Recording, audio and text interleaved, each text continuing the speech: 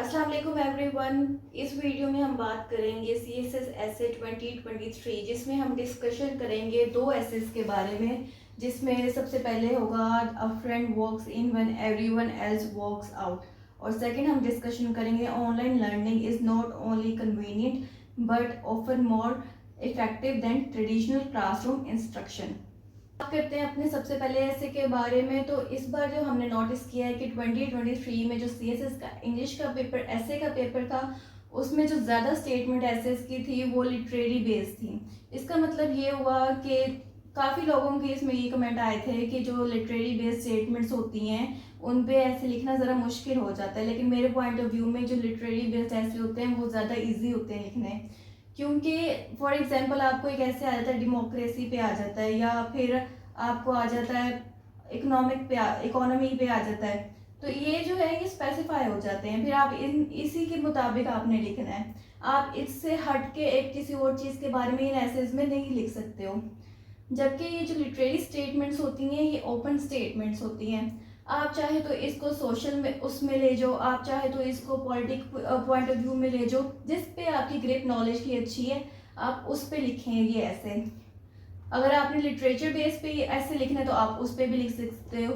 एक literature base पे जो एक ऐसे चल रहा होता है इंग्लिश का सीधा साधा सा, वो आप वैसे लिख सकते हो। तो कहने का मतलब ये है कि ये जो लिटरेरी स्टेटमेंट्स होती हैं ये ओपन होती हैं। ज़रूरी नहीं कि आपने इसमें लिटरेचर बेस ही लिखना है। आपको जिस टॉपिक पे आपकी ग्रिप है आप वो, अगर आपकी इससे मिलती है तो आप वो इंक्लूड कर दो। तो ये आगे मैं आपको एग्जांपल दूंगी इसकी। अब हम ये देखते हैं कि अगर हम इसको सिंपली जैसे कि लिटरेरी स्टेटमेंट है तो इसको हमें लिटरेचर उसमें लेके जाना हो तो हम इसको कैसे लेके जाएंगे। तो ये हम इसमें जैसे आप सीधे सीधे देख लो कि फ्रेंड का जिक्र हुआ है और एक मुखलिस दोस्त का जिक्र हुआ है जो एंड तक रहता है। तो वो क्या होगा, ऑल वेदर फ्रेंड भी की भी बात की जा सकती है इसमें, फेयर वेदर फ्रेंड की भी बात की जा सकती है इसमें। फेयर वेदर फ्रेंड वो होगा जो कि सिर्फ मुश्किल वक्त में जो साथ छोड़ जाएगा और अच्छे वक्त में जो हमेशा साथ रहेगा। इसकी एग्जांपल्स आप दे सकते हो इस तरह, इसके बारे में लिख सकते हो। ऑल वेदर फ्रेंड वो होगा जो कि कभी साथ नहीं छोड़ेगा और हमेशा आपके साथ ही रहेगा, मुश्किल वक्त में भी आपके साथ रहेगा। तो इस तरह के अगर आपने सिर्फ इस तरह का ऐसे लिखना है वो भी ठीक है, आप उस पर भी लिख सकते हो।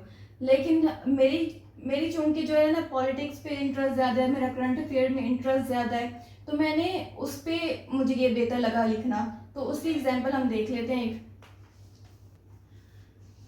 अब जैसे ये स्टेटमेंट जो मैंने अटेम्प्ट करने के अपने पॉइंट ऑफ व्यू से कोशिश की है वो इस तरह है कि ये जो स्टेटमेंट है ना, आप देखें ये स्टेटमेंट जो है ना दो पहलुओं पे डिवाइड है, ठीक है। अ फ्रेंड वॉक्स इन, ये एक हो गया सेंटेंस, और आगे उन्होंने लिखा है when everyone else walks out, ये दूसरा स्टेटमेंट का पहलू हो गया। तो हमें इन दोनों पहलुओं को लेते हुए अपना एक ऐसे लिखना है, अपनी एक आउटलाइन बनानी है। तो पहले हम आउटलाइन देखेंगे इस हाफ की, ठीक है, अ फ्रेंड वॉक्स इन की।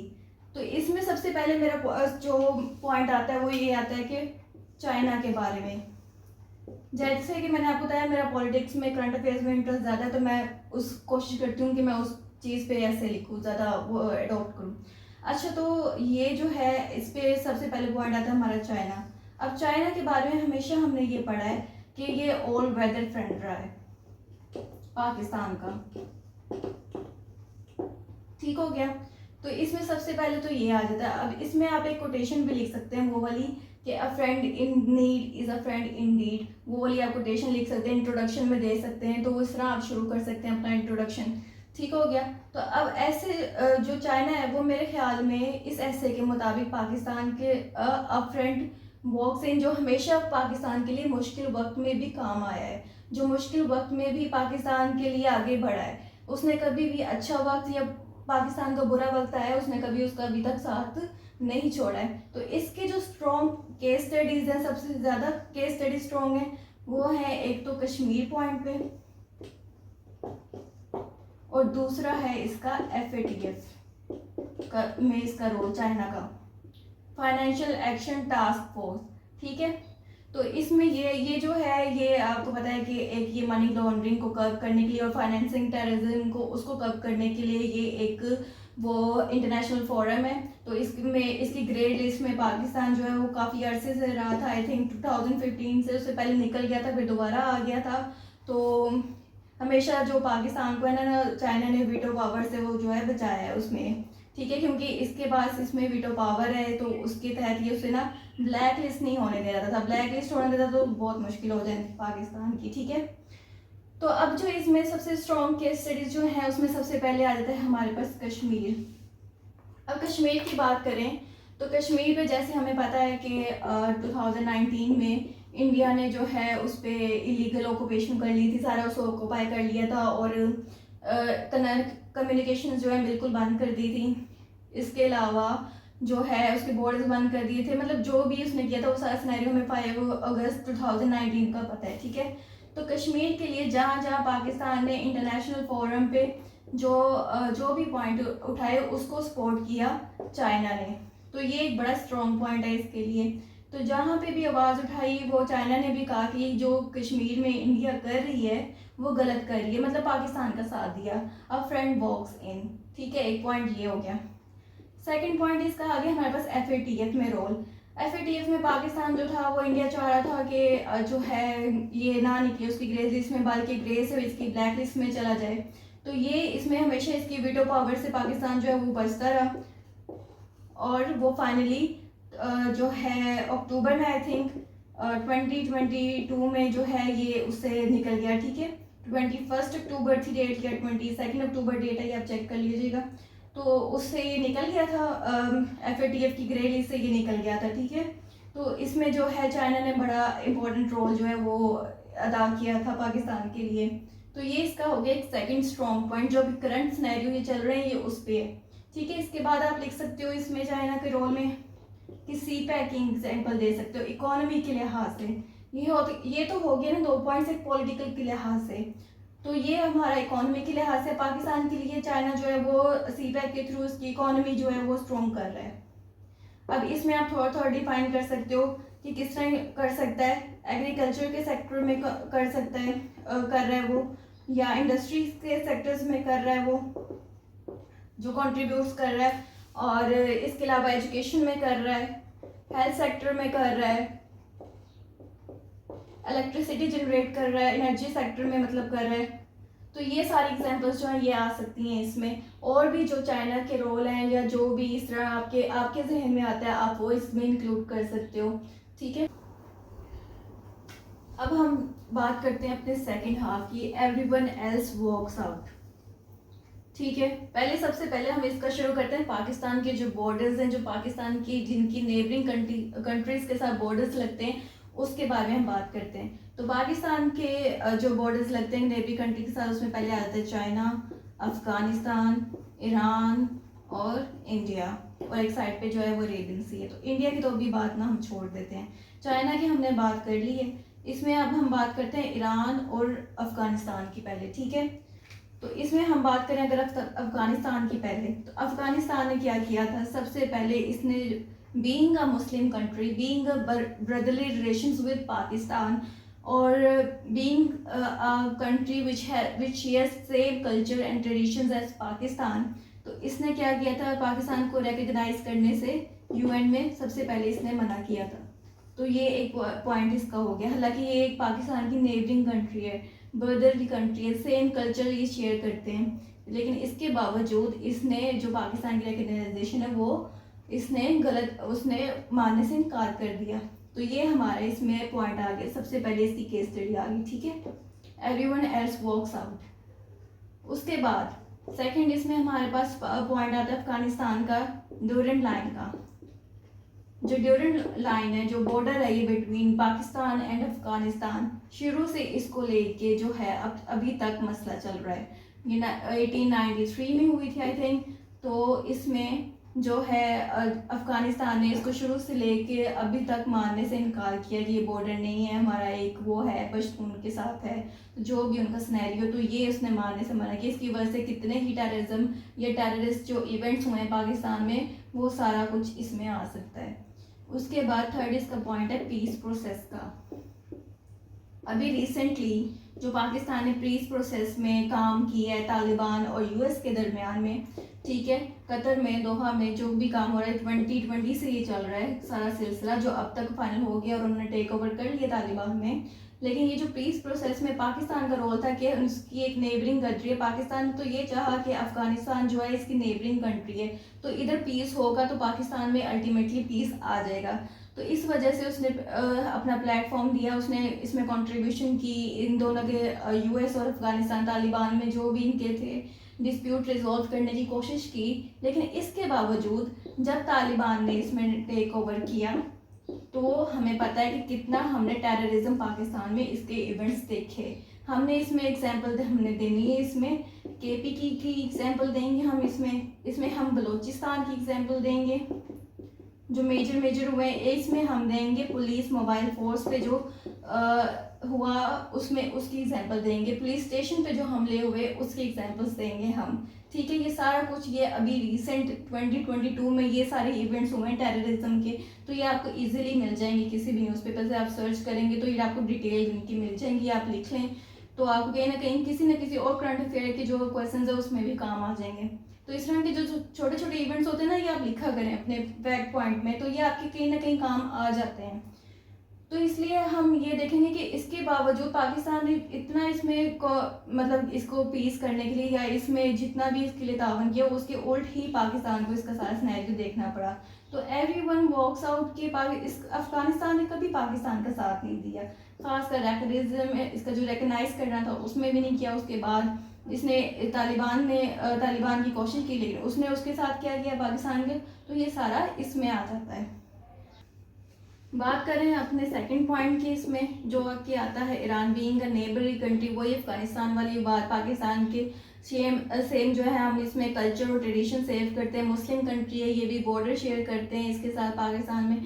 तो इसके भी हम इसमें भी देखेंगे कि क्या इसने ऐसे किया कि पाकिस्तान के जो इसमें एग्जाम्पल हम कोट कर रहे हैं वॉक्स आउट में इसको हम दे रहे हैं, तो इसने क्या किया, इसने एक पाकिस्तान को तो रिकग्नाइज किया बीइंग अ मुस्लिम कंट्री, जो इसने सबसे पहले किया।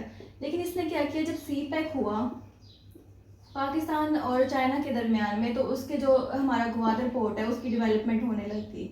तो इससे क्या हुआ, इंडिया को बहुत इतराज़ हुआ इस पर, क्योंकि वो इससे इसका जो ग्वादर पोर्ट बनेगा तो वो उसकी जो ट्रेडिंग है थ्रू सी अरेबियन सी डिफरेंट ममालिक में डिफरेंट जो ममालिक है उसमें होगी।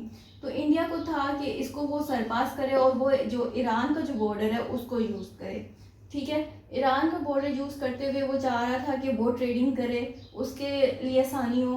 तो ईरान ने अपना जो बॉर्डर है एक वक्त पे इंडिया को दे दिया था और इंडिया ने अपना जो बॉर्डर है इसका यूज़ करना शुरू किया, इस पर अपने जो भी काम है रेलवेज लाइन और भी इसमें कई काम थे इसके ममालिक में जो इंडिया ने शुरू किए थे, रेलवेज का काम शुरू किया था, एनर्जी सेक्टर्स में काम शुरू किया था। अब ये काम रुक गए हुए हैं क्योंकि जब से इंडिया ने यूएस का साथ देना शुरू किया है तब से जो ईरान है वो इंडिया के खिलाफ हो गया, वो पाकिस्तान के साइड हो गया।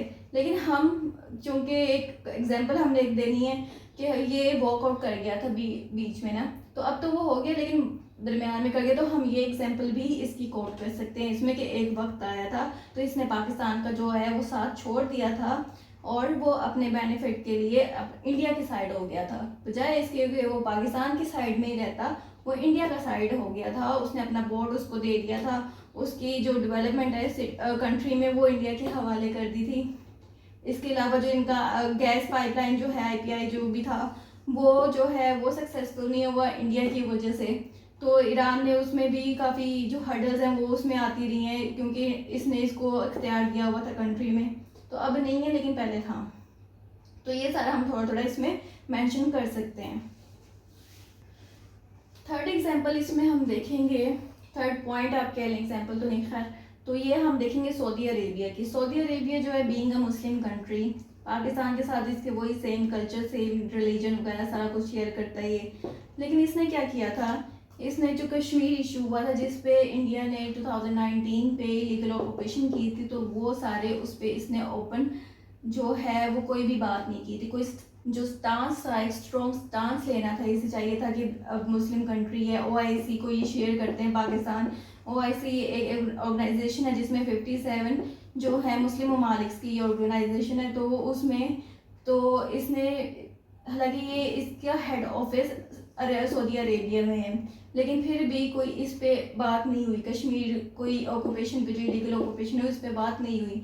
तो ये सबसे बड़ा इसका जो मेजर पॉइंट है डिफॉल्ट का वो है। इसके अलावा इसको जो सिक्योरिटी है, इसके जो कि किंगडम की सिक्योरिटी है वो प्रोवाइड करता है यूएस। तो इसने यूएस के साथ भी अच्छे होते हुए कई जगह ऐसे हुई थी कि इसने पाकिस्तान को निगलेक्ट किया था और यूएस को इम्पोर्टेंस दी थी। और अब ये अपने जो रिलेशंस हैं वो इंडिया के साथ स्ट्रॉन्ग कर रहा है, जिसकी वजह से वो पाकिस्तान को इग्नोर कर रहा है। तो ये सारे कुछ पॉइंट्स इसमें आ सकते हैं। लास्ट हम इसमें बात करेंगे यूएस की। यूएस की बात करना क्यों ज़रूरी है? क्योंकि यूएस जो है वो एक सुप्रीम पावर है, वो एक सुपर पावर है, ठीक है। तो इसके साथ हर कंट्री का जो बॉन्ड है वो अच्छा होना चाहिए। बीइंग अ सुपर पावर इसलिए अच्छा होना चाहिए। तो पाकिस्तान के जो है इसको अच्छा, इसको कहा जैसे चाइना को कहा जाता है ना ऑल वेदर फ्रेंड, इसको कहा जाता है fair weather friend. Fair weather friend क्यों कहा जाता है? जैसे मैंने आपको पहले बताया कि क्योंकि ये जो मुश्किल हालात हैं उसमें पाकिस्तान का जो है साथ छोड़ जाता है, जबकि इसको अपना कोई फ़ायदा हो तो वो पाकिस्तान के करीब हो जाता है। पाकिस्तान की जियो स्ट्रेटेजिक लोकेशन की वजह से ये पाकिस्तान को छोड़ना भी नहीं चाहता, लेकिन अपने मफाद के लिए उसको यूज़ करता रहा है। उसको कभी ऐसा नहीं हुआ कि उसको ज़रूरत पड़ी है तो ये वॉक इन हो जाए, बल्कि हमेशा इसने वॉक आउट ही किया है जब भी पाकिस्तान पे कोई मुश्किल वक्त आया है। तो यूएस की इसमें 9/11 की हम एक बात कर सकते हैं कि 9/11 में तो इसने वॉर एंड टेरर पे जो भी पाकिस्तान का रोल लिया, इसने सारी पाकिस्तान को एड दी, जो भी ज़रूरत थी वो सारा कुछ हम थोड़ा थोड़ा इसमें बता सकते हैं। उसके बाद जब कश्मीर की बात आई तो इसने भी कोई ओपन बात नहीं की है, शुरू में नहीं की थी। उसके बाद कुछ अर्से बाद इसका आ गया था एक स्टेटमेंट यूएस की तरफ से कि हम अपना ऑफिस प्रेजेंट करते हैं इनके डिस्प्यूट की रेजोल्यूशन के लिए। तो इसमें जो खुल के एक बात करते हैं फॉरेन के एक सुपर पावर है, ये एक डिस्प्यूट का रिजोल्व कर सकते हैं, कश्मीर का कर सकते हैं, तो वो इसने बात नहीं की थी। बल्कि ये अपने जो कनेक्शंस हैं वो इंडिया के साथ इंक्रीज कर रहा है। सी पैक की वजह से पाकिस्तान और चाइना में जो है कनेक्शन वो इंक्रीज हो रहे हैं, वो एक दूसरे के इंक्रीज हो रहे हैं। जो चाइना है वो सेकंड राइजिंग पावर है, जो ये यूएस नहीं चाहता कि वो इससे सरपास करे। तो इसलिए ये जो है इस एरिया में साउथ एशियन रीजन में इंडिया को सपोर्ट कर रहा है, इंडिया पे दे रहा है, सारा सपोर्ट कर रहा है, ताकि वो जो उधर रहते हुए इंडिया में अपनी प्रेजेंस रखते हुए वो इर्द गिर्द का जो माहौल का सिनेरियो वो सारा उस पर नज़र रख सके, चाइना पे, पाकिस्तान पे, और उनको काउंटर कर सके, वो अपनी हेजमनी ना बना सके। यह चाहता है कि ये अपनी हेजमनी रखे, थ्रू इंडिया रखे अपनी इस रीजन में, रशिया के अगेंस्ट भी रखना चाहता है। तो ये सारा कुछ सिनेरियो इसमें आता है, खासकर 9/11 की बात लाजमी करनी है इसमें। तो जी ये कुछ होगी केस स्टडीज जो आप इसमें लिख सकते हो। आपने ये स्टेटमेंट को 2 में डिवाइड करना है और उसके अकॉर्डिंग कोई और आपको स्टेटमेंट इसके हवाले से कोई अच्छे पॉइंट्स लिखते हैं आप उस पर लिख सकते हो। ये तो मेरा पॉइंट ऑफ व्यू है जो मैंने डिस्कस किया है, आपको जो बेहतर लगता है आप वो कर लें, ठीक है। तो इसमें अगर आपको किसी और कंट्री की, किसी और मुस्लिम कंट्री की, या किसी और जो पाकिस्तान के करीब है, या जो कोई ऐसा पॉइंट आता है तो आप वो इंक्लूड करें इसमें। तो इस तरह ये आपका एक ऐसे रेडी हो जाएगा। अब अपना हम सेकेंड ऐसे जो कि है ऑनलाइन लर्निंग के बारे में। अब ये जो आप स्टेटमेंट गौर से पढ़ें तो इसमें ये है कि ऑनलाइन लर्निंग को कंपेयर किया जा रहा है ट्रेडिशनल क्लासरूम इंस्ट्रक्शन से। तो इसमें हमने जो भी इसमें पूरा पैराग्राफ जो हमने ऐसे लिखना है वो हमने मतलब फॉर एग्जांपल ये एक पहला पॉइंट है हमारा पैराग्राफ की पहली हेडिंग है, ठीक है। तो इसका जो पैराग्राफ हमें लिखना है उसमें हमने कंपेयर करना है, हमने ऑनलाइन लर्निंग के बारे में भी लिखना है, हमने ट्रेडिशनल क्लासरूम इंस्ट्रक्शन के बारे में भी लिखना है। तो ये जो पूरा पैराग्राफ पूरा जो ऐसे होगा वो कंपैरिजन में किया जाएगा, ठीक है। साथ साथ हमने कंपेयर कर, साथ साथ हमने ऑनलाइन लर्निंग के हमने फ़ायदे बताए जाने हैं, साथ साथ 1-2 लाइन में एंड में पैराग्राफ के हमने जब उसको कंक्लूड करना है तो फिर हमने पैराग्राफ को जब कंक्लूड करना है, ऐसे को नहीं। तो जैसे ही हमने एक पैराग्राफ कंक्लूड किया उसकी 1-2 लाइन्स में एंड में हमने इनका एक कंपैरिजन कर दिया, ठीक है। फॉर एग्जांपल जैसे अब हमारा ये फर्स्ट पॉइंट हमारा आता है, ठीक है। तो पहले तो आपने इंट्रोडक्शन लिखना है, जिस हवाले से भी कोई आपने डिफाइन करना है उसको तो आप उसको कर सकते हो, वो सारा कुछ आ जाएगा। उसके बाद हमने सबसे पहले जो हमारा पॉइंट इसमें आता है वो फ्लेक्सिबिलिटी का आता है। तो फ्लेक्सिबल किस तरह है? फ्लेक्सिबल है ये हमें टाइम के लिहाज से, टाइम मैनेजमेंट के लिहाज से, कि कि क्लासरूम जो ट्रेडिशनल क्लासरूम इंस्ट्रक्शन होते हैं वो तो उनका टाइम फिक्स होता है, हमने उसी टाइम पे हमने उसको जो है वो लर्न करना है हमने वहाँ से, और उसको जो है अटेंड करना है, ठीक है। जबकि ऑनलाइन क्लासेस जो में होता है वो फ्लेक्सिबिलिटी होती है, हम अपना टाइम जो है वो अपने अकॉर्डिंग उसका क्लासेस का सेट कर सकते हैं। अगर टीचर्स हैं तो वो भी, अगर स्टूडेंट्स हैं तो वो भी आफ्टर डिस्कशन जो जो भी उनका म्यूचुअल टाइम बन रहा है तो उसमें वो अपनी ऑनलाइन क्लास रख सकते हैं ऑनलाइन लर्निंग के लिए। तो ये इसमें सबसे पहला पॉइंट आ गया टाइम के लिहाज से। इसमें क्या होगा कि हम अपनी फैमिलीज को टाइम दे सकते हैं, हमने कोई और हमारी एक्टिविटी है तो हम उसको टाइम दे सकते हैं, तो उस अकॉर्डिंग अपना हम लर्निंग टाइम भी एडजस्ट कर सकते हैं। तो ये आ गई फ्लेक्सिबिलिटी की पॉइंट। सेकंड हमारे पास इसमें पॉइंट आ जाता है access to wealth of information. Wealth of information क्या होगा कि हमारे पास कोई एक पॉइंट नहीं होगा, कोई एक टीचर नहीं होगा जिससे हमने जो इन्फॉर्मेशन है वो लेनी है। For example traditional classroom instruction में सिर्फ एक सब्जेक्ट का एक टीचर होगा, उसका जो नॉलेज है वो हमें मिल रहा होगा। जबकि जो हम ऑनलाइन लर्निंग करेंगे तो हमारे पास डिफरेंट फोरम्स होते हैं, ठीक है। तो हम वहाँ से, जैसे लाइब्रेरीज होती हैं ऑनलाइन, ठीक है, इसके अलावा हमारे पास यूट्यूब है, तो यहाँ पे डिफरेंट जो प्रोफेसर्स हैं, डिफरेंट टीचर्स हैं, उनके हमारे पास लेक्चर्स रिकॉर्डेड पड़े होते हैं किसी भी टॉपिक पे, तो हम वेल्थ ऑफ इंफॉर्मेशन ले सकते हैं। हम डिफरेंट टीचर्स का पॉइंट ऑफ व्यू सुन सकते हैं, कोई क्रिटिसिज्म है तो वो सुन सकते हैं, कोई आर्ग्यूमेंट है तो वो सुन सकते हैं। इससे हमारी जो लर्निंग है वो इन्हेंस होती है, ऑनलाइन लर्निंग से हमारी जो लर्निंग है वो इन्हेंस होती है, ठीक है। थर्ड इसमें पॉइंट आता है हमारे पास यूज़ ऑफ टेक्नोलॉजी। इसमें सबसे इम्पोर्टेंट पॉइंट हमारे पास आता है, केस स्टडी जो आती है वो आती है कोविड-19 की। अब कोविड-19 में सबसे जो डेवलप्ड कंट्री थी उन्होंने तो अपना अरेंज कर लिया, हालांकि उनको भी मुश्किल हुई है, लेकिन जो डेवलपिंग कंट्रीज़ है, जो अंडर डेवलप्ड कंट्रीज़ हैं, जैसे कि इसमें आ जाता है पाकिस्तान आ जाता है, श्रीलंका आ जाता है, या और इस तरह की जो भी कंट्रीज़ आती हैं जो डेवलपिंग फेज़ में हैं, उनके लिए मुश्किल हुई थी, क्योंकि उनके पास टेक्नोलॉजी का जो इस्तेमाल है वो इतना ज़्यादा नहीं था as compare to developed countries. तो उनको कोविड में अपनी जो टीचिंग है, अपनी जो लर्निंग को कन्वर्ट ऑनलाइन करने में बड़ी मुश्किल आई थी। तो अब ऑनलाइन लर्निंग का अगर हम इस्तेमाल करना ज़्यादा शुरू कर दें तो फिर उसमें ये हमारे पास होगा कि हमें जो है टेक्नोलॉजी का है वो इस्तेमाल आ जाएगा। हमारे ट्रेडिशनल क्लासरूम ने हमें इतना इस्तेमाल टेक्नोलॉजी का नहीं सिखाया। कोई एक स्पेसिफिक लेक्चर होता है, जैसे कंप्यूटर क्लास होती है, वो भी मैट्रिक से पहले होती है, जिसने एफएससी में कंप्यूटर सब्जेक्ट रख लिया आगे तो वो कर सकता है कंप्यूटर साइंस, कंप्यूटर की फील्ड में चला गया। जो बाकी हैं तो वो अपनी फील्ड में ट्रेडिशनल क्लासरूम में वो उस तरह की इंस्ट्रक्शंस नहीं दी जा सकती हैं।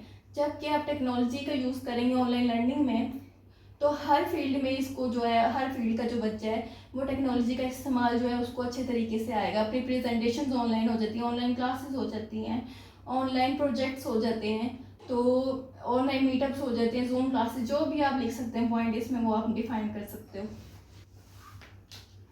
ये कि इसमें हमें डिफरेंट जो ऑनलाइन लर्निंग के फोरम्स हैं उसके बारे में हमें इसमें पता चलेगा, ठीक है। फोरम्स क्या है हमारे पास, गूगल क्लासरूम है, जैसे जूम क्लास जो भी है वो है, यूट्यूब है, या फिर हमारे पास जो एआई की अब खासकर जो आर्टिफिशियल इंटेलिजेंस की जो हमारे पास अब रिसेंट जो है वो टेक्नोलॉजी चल रही है, इसकी डिफरेंट चैट जीटीपी जो भी आ गया है, और इसकी जो ऑनलाइन जो इसके आए हुए हैं जो पीपीटीज है पावर पॉइंट बनाने के लिए आई हुई है, प्रेजेंटेशन या कोई और थीसिस प्रोजेक्ट है उस पर आए हुए, काफ़ी हद इस पे एआई की जो ऐसी साइट्स हैं, वेबसाइट्स हैं वो आ चुकी हैं और उस पर स्टूडेंट्स अपना काम कर रहे हैं, तो इसने इजी कर दिया। तो ये हमारे पास ना सिर्फ हम अपने जो कोर्स सब्जेक्ट्स हैं, जो मॉड्यूल्स हैं हमारे, उन पे हम उनकी लर्निंग कर सकते हैं हैंड्स ऑनलाइन, बल्कि जो हम डिफरेंट फोरम्स हैं, फोरम्स की बात आप लेंगे, हम उसको एक्सपीरियंस कर सकते हैं। हम डिफरेंट जो टेक्नोलॉजी, जैसे साइंटिफिक टेक्नोलॉजी का आगे आगे आ रहा है, तो उसमें जो अब जो रिसेंट एआई ने जो भी डेवलपमेंट की है उसके बारे में हम सारा एक्सपीरियंस कर सकते हैं, उसमें अपनी लर्निंग इन्हेंस कर सकते हैं, उसका यूज़ हम अपना देख सकते हैं। तो इसमें हम अपने फोरम्स की जो लर्निंग है उसको भी इन्हेंस कर सकते हैं, जबकि ये चीज़ें हम ट्रेडिशनल क्लासरूम में नहीं कर सकते, इतना कैपेबल नहीं हो सकते। फिर हम इसमें बात कर सकते हैं एक्सेसिबिलिटी की, कि आप दुनिया में जहाँ पे भी हो आप अपनी टीचिंग्स जो है वो ले सकते हो, ठीक है। आप अपना जो जहाँ से भी आप लर्निंग करना चाहते हो दुनिया के किसी भी कोने में बैठे आप वहाँ से ले सकते हो, ईजी टू अप्रोच है ये, ठीक है। जबकि ट्रेडिशनल क्लासरूम में ये होता है कि आप एक स्पेसिफिक जगह होती है, आपकी कंट्री में होती है, आपकी सिटी में होती है, आपने वहीं से एजुकेशन लेनी है। जबकि ये आप डिफरेंट एक्सेसिबल होती है ऑनलाइन लर्निंग इस तरीके से कि आप जो है आप डिफरेंट जो है अगर जो दूसरी कंट्रीज है उसका भी कल्चर आप सीख सकते हो, उसकी भी लर्निंग आप कर सकते हो। आपने दूसरी कंट्री में मूव करना है तो आप उसको पहले से आप एक्सेसिबल होते हो, उधर की कंट्री के जो कल्चर ट्रेडिशंस होते हैं तो उसके या उसकी लर्निंग के बारे में उधर क्या काम है या उधर क्या ऐसा प्रोग्राम है जो ज़्यादा है, तो आपने वो अपने कंट्री में उसकी डिग्री लेनी और हायर स्टडीज़ के लिए आपने उस कंट्री में जाना है। तो इस तरह की जो एक्सेसिबिलिटीज़ हैं वो आपकी ईजी टू अप्रोच हो जाती है। उसके बाद हमारे पास नेक्स्ट पॉइंट आता है इसका कॉस्ट इफेक्टिवनेस। तो जो कॉस्ट इफेक्टिव ये है कि जो ट्रेडिशनल क्लासरूम है उसके नतीजे में उसके कंपैरिजन में जो है ऑनलाइन लर्निंग हमारी जो है वो ज़्यादा कॉस्ट इफेक्टिव होती है। वो कैसे होती है कि हम इसने हमारा ऑनलाइन जो ट्रांसफ़र्स हैं, जो मनी ट्रांसफ़र है उसको ईजी कर दिया। हमारी जो बैंकिंग है वो ईजी हो गई ट्रांजैक्शन। तो हम दूसरी कंट्री में ऑनलाइन एजुकेशन जब करते हैं तो उसमें हमारे जो हम ऑनलाइन ट्रांजैक्शन है तो वो आसानी से कर सकते हैं। इसके अलावा दूसरा ये पॉइंट इसमें ये भी किया जा सकता है कि हमारे पास ये फ्री है, क्योंकि हमारे पास हर जगह जो है नेट की जो अवेलेबिलिटी है वो होती है, तो उससे हमने ऑनलाइन लर्निंग करनी होती है, तो उस वजह से हमें ये कॉस्ट इफेक्टिव पड़ता है। तो हम इसके बारे में हम इसमें लिख सकते हैं। नेक्स्ट जो पॉइंट इसमें हम डिस्कस करेंगे वो होगा रिडक्शन इन कार्बन एमिशंस, ठीक है। अब हम ई लर्निंग कर रहे हैं, ऑनलाइन लर्निंग को कहते हैं ई लर्निंग। ई लर्निंग के थ्रू हम जो है अपने कार्बन जो इमिशंस हो रहे हैं जिसकी वजह से हमारी ग्लोबल वार्मिंग हो रही है उसमें हम रिडक्शन कर सकते हैं, ठीक है। वो अब हम कैसे कर सकते हैं, अब कोविड-19 में क्या हुआ था कि कितने ही टन्स जो हैं कार्बन के एमिशंस के हमने रिड्यूस होते देखे हैं। क्यों रिड्यूस होते देखे हैं, क्योंकि कोविड में जो ह्यूमंस की एक्टिविटीज़ हैं, जो ट्रांसपोर्ट का सिस्टम है वो ख़त्म बिल्कुल ज़ीरो हो गया था एक तरह से। तो इसकी वजह से जो हमारे क्लाइमेट चेंज पे है उस पर असर पड़ा था, ग्लोबल वार्मिंग में तब उस दौरान काफ़ी हमने रिडक्शन देखी थी। तो ई लर्निंग के थ्रू हम क्या कर सकते हैं, हम इसमें कंट्रीब्यूट कर सकते हैं। इसमें जो है ब्रिटिश की यूनिवर्सिटी है उसकी भी स्टेटमेंट आई हुई है कि रिपोर्ट आई हुई है कि जो ऑनलाइन लर्निंग है उसके थ्रू जो है हम अपने कार्बन जो एमिशन है उसमें 80% रिडक्शन कर सकते हैं। क्योंकि हमें ज़ाहिर बच्चे ने जाना है, उसने ट्रांसपोर्ट यूज़ करनी है, उसने अपनी कार बाइक या जो भी पब्लिक ट्रांसपोर्ट यूज़ करनी है, तो उसका जो है कार्बन इमिशंस पे असर पड़ता है, तो क्लाइमेट चेंज पे असर पड़ता है और ग्लोबल वार्मिंग होती है। तो ये सारा कुछ उसमें रिडक्शन आता है, जबकि ट्रेडिशनल क्लासरूम जो है इसमें रिडक्शन नहीं आ सकती है। तो ये हम इसमें पॉइंट ऐड कर सकते हैं। अच्छा जी, लास्ट इसमें जो हम पॉइंट डिस्कस करेंगे वही होगा वाइड सिलेक्शन ऑफ प्रोग्राम्स। इसका मतलब ये क्या है कि डिफरेंट यूनिवर्सिटीज़ जो हैं अपनी कंट्री में रहते हुए दूसरी जो कंट्रीज़ हैं, यूएस की हैं, यूके की हैं, ऑस्ट्रेलिया की हैं, कनाडा की हैं, जिसकी भी हैं वो डिफरेंट डिप्लोमास करवाते हैं, ठीक है।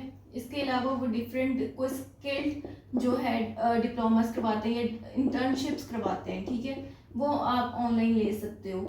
वाइड सिलेक्शन ऑफ प्रोग्राम्स, जैसे कि अब रिसेंट जो है हार्वर्ड यूनिवर्सिटी जो है उसने डिफरेंट प्रोग्राम्स डिप्लोमा ऑनलाइन शुरू किए हुए हैं। तो आप वो अपने कंट्री में बैठे, फॉर एग्जांपल हम पाकिस्तान से हैं तो पाकिस्तान में बैठे हम हार्वर्ड यूनिवर्सिटी से कोई भी डिप्लोमा कर सकते हैं, कोई भी स्किल प्रोग्राम उसकी इंटर्नशिप कर सकते हैं, कोई भी ऐसे और भी डिफरेंट मार्केटिंग का जैसे आजकल बड़ा चल रहा है तो मार्केटिंग में कोई डिप्लोमा कर सकते हैं, वो हम ऑनलाइन सीख सकते हैं। जो कॉपीराइट्स है उसके बारे में सीख सकते हैं। तो ग्राफिक डिज़ाइनिंग की बड़ी डिमांड है आजकल, तो उसके बारे में हम कोई डिप्लोमा कर सकते हैं अच्छी यूनिवर्सिटी से। तो ये सारा जो है हम वाइड सिलेक्शन प्रोग्राम में लिख सकते हैं कि हम कोई भी प्रोग्राम ऑनलाइन लर्निंग में जो है वो ले सकते हैं, जबकि ट्रेडिशनल क्लासरूम में ये लेना मुश्किल हो जाता है। तो ये सारा कुछ है। इसके अलावा और भी बहुत पॉइंट्स बनते हैं, अगर आपको ये आता है तो आप वो इसमें ऐड ज़रूर करें। और यहीं पे अपनी वीडियो को एंड करते हैं। तो इसके बाद हम और भी डिस्कशन करेंगे एसएस की, पीएमएस की कुछ एसएस देखेंगे और इसकी भी देखेंगे। तो मुझे मेरा जो चैनल है उसको सब्सक्राइब ज़रूर कीजिएगा, दुआओं में याद रखिएगा। अल्लाह हाफिज़।